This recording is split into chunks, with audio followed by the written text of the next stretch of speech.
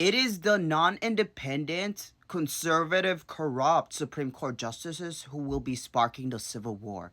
Now, this video is just for educational purposes so that you acknowledge the fundamentals that position this, right? If the DOJ wants to get mad at anyone, they can get mad at our founding fathers and send them to jail, right? Because I didn't write this. It was our founding fathers and, the philosophers who influenced our country. The duty of the courts of justice, whose duty it is to declare all acts against the Constitution void.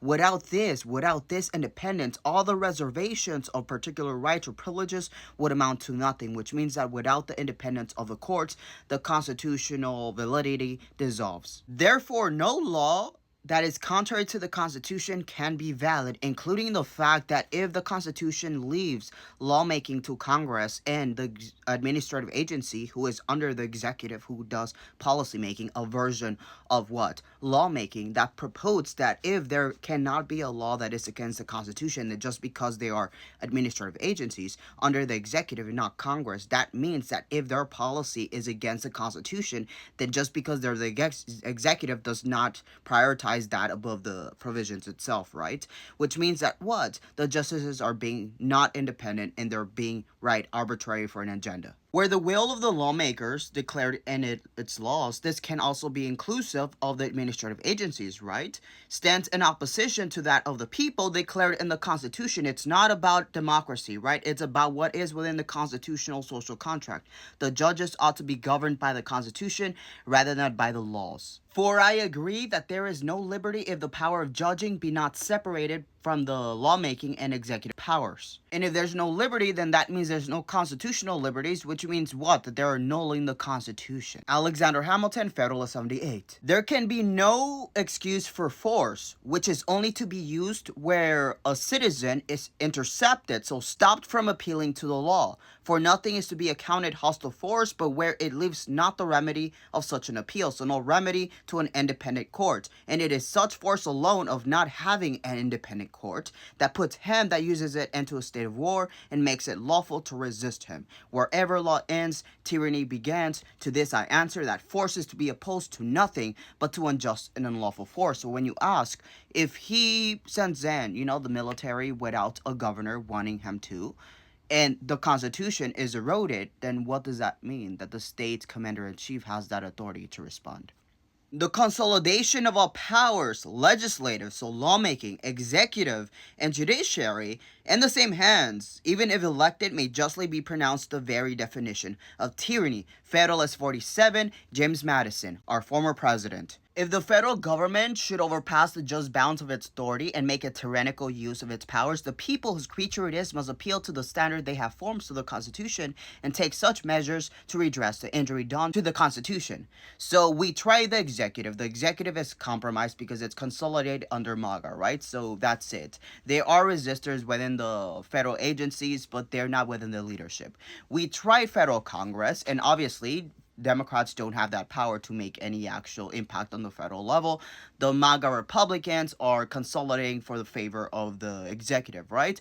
And when it comes to the courts, there's a 50-50, but when it comes to the Supreme Court, they are what? Conservative first. So they've been making up theory, doing lazy litigation in order to give him, wins. And now reality, wherever law ends, tyranny begins, which means what? That the Supreme Court is going to be the ones to spark the actual Civil War, because what? In order to allow for a lawful use of force, the courts have to fail us. The courts have to actually be exhausted. And we're nearing that point. But if it is said that the laws of the Union are to be supreme law, it will not follow from this doctrine that the acts of the large society, which are not pursuant to its constitutional powers, but which are invasions of the authorities of the smaller societies, will become the supreme law of the land. These will be merely acts of usurpation and will deserve to be treated as such. Federalist 33 by Alexander Hamilton. There is one way more where such a government may be dissolved, and that is where he who has the supreme executive power neglects and abandons the charge so that the laws already made can no longer be put in execution. This is to reduce all to anarchy and so effectually to dissolve the government for laws not being made for themselves, but to be by their execution the bonds of the society, to keep every part of the body politic in its due place and function. So you would think, well, if he makes a law, then that's supreme, right? No, because the Constitution is the law of the land. The laws are derived from the Constitution. Without the Constitution, the laws don't matter. Do you understand? If the representatives of the people betray their constituents, then there is no resource left but in the exertion of the original right of self-defense, which is paramount to all positive forms of government, in which against the usurpation of the national rulers, so the federal government may be exerted with infinitely better prospect of success than against those of the rulers of an individual state. So what it's saying is that it would be easier to utilize popular resistance against a national government versus than your state government, which goes into my last video as to whether people in red states should leave, right? If you are, doing a resistance that can put you under their criminal liability, then you should probably move, because it's better to do that outside of their jurisdiction. If the persons entrusted with supreme power become usurpers or violators, the different parcels, subdivisions, or districts of which it consists, having no distinct government in each, so it dissolves the government, right, can take no regular measures for defense. The citizens must rush to arms without concert, without system, without resource, except in their courage and despair. The violators, clothed with the forms of legal authority, can too often crush the opposition in embryo. So because they have the supreme power of the perception of law, they can basically crush opposition within a state. The smaller the extent of its territory, the more difficult will it be for the people to form a regular or systematic plan of opposition, and the more easy will it be to defeat their early efforts. Intelligence can be more speedily obtained of their preparations and movements, and the military force and the possession of the usurpers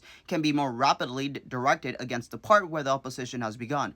In this situation, there must be peculiar coincidence of circumstances to ensure success to the popular resistance. Now, this basically says what I've been telling you. In precedented times, unprecedented conflict requires unprecedented solutions, which means that they didn't really give us any advice apart from the fact that the purpose of us being so huge is that even a popular resistance can win, because if you only can do that in a single state, they can crush it. But if you go to a different state, then you can, resist from there against that state. The obstacles to violation in the facilities of resistance increase with the extreme extent of the state, provided the citizens understand their rights and are disposed to defend them, which is what you're doing right now, because you didn't know any of this before this, but now you know. Our founding fathers and our philosophers included all of this. The natural rights of the people in a large community in proportion to the artificial strength of the government is greater than in a small, and of course more competent to the struggle with attempts of the government to establish a tyranny. So this tells us that we are not compatible with America without liberty, which is one where the courts, are not independent, and one that has tyranny, right?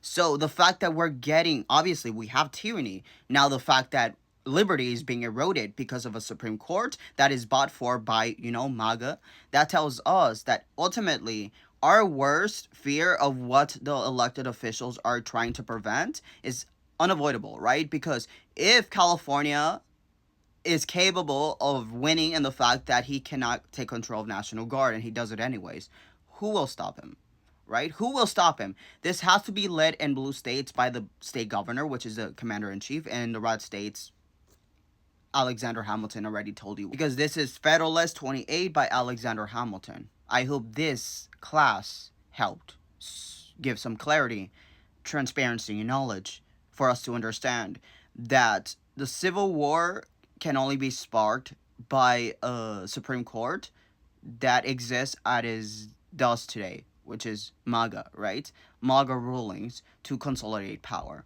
right? Don't defy our decision, Supreme Court justice tells judges. The collapse will include the collapse of his positions, because think about it. The courts get their authority from Federalist 78 through 83 because Article 3 is incomplete. So if the Federalist Papers has no actual teeth, then the courts have no teeth, because their authority is from the Federalist Papers. It isn't from the Constitution. That's why they cannot be impeached for just anything, right? Because it's not really complete in regards to the design and the Constitution. That's something for the future. But ultimately, they have a lot of opening, but also the authority is questionable.